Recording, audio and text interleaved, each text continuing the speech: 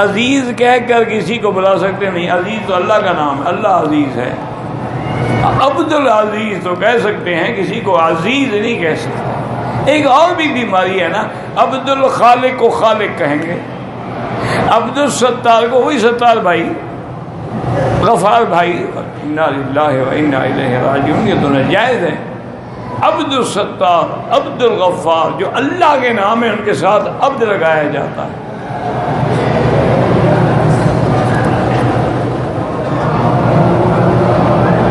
कहते हैं जी कि मैं 2 साल हो गए हैं, मैं पाकिस्तान जाना चाहता हूँ। वालिद साहब कहते हैं अभी 1 और साल लगा। वो तो उनको पैसे जो जा रहे हैं ना, पैसे भेजना बंद कर दोगे, वो परसों कहेंगे बेटा वापस आ जाओ, जल्दी करो।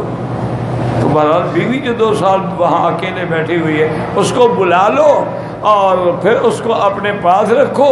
वालिद साहब जब खर्चा मांगेगा, जी अब तो बीवी आ गई, उस पर खर्च कर रहा हूँ, आपको कैसे भेजूँ? अब्बा को सारी किस्सा समझ आ जाए। वो तो घर बैठे मज़े कर रहे हैं, तुम पैसे भेज रहे हो, खा, उनको क्या कि तुम्हारी बीवी क्या कर रही है और तुम क्या कर रहे हो। बिल्कुल बीवी का हक अदा करो। हर वो बात किसी मखलूक की जो शरीयत के ख़िलाफ़ हो, हम उसके मानने के पाबंद नहीं हैं।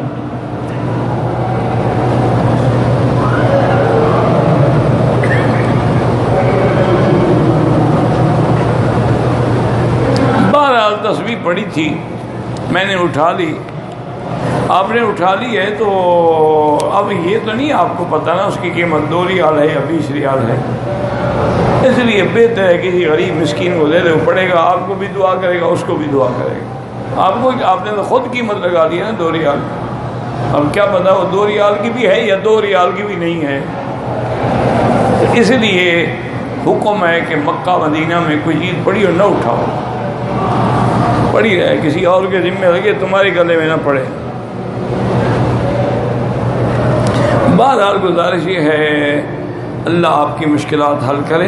ये तनख्वाह और ये बहुत सारे लोग, इसके लिए यही है 2 रकात नमाज सलातुल हाजा पढ़ के अल्लाह से दुआ किया करें। और मुश्किलात में निकलने के लिए सबसे बड़ा जो मुजर्रफ वजीफ़ा है वो हस्बुनल्लाहु व निअमल वकील, हस्बुनल्लाहु व निअमल वकील। बाद उलमा कहते हैं 300 दफ़ा पढ़े, बाद कहते हैं 500 दफ़ा पढ़े।